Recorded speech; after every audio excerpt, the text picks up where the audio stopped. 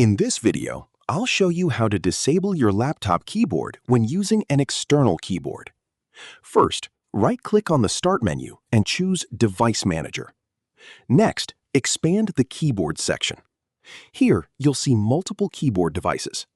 The HID keyboard device is usually your external keyboard, while the other one is your built-in laptop keyboard.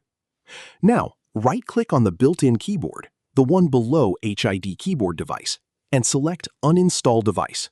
Then click Uninstall to confirm. If you're asked to restart, choose No for now.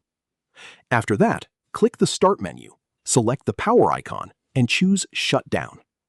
Once your laptop turns off, turn it back on. Now your laptop keyboard will be disabled, and only your external keyboard will work. If you want to enable your laptop keyboard again, simply restart your computer. Windows will automatically reinstall the keyboard driver. That's it.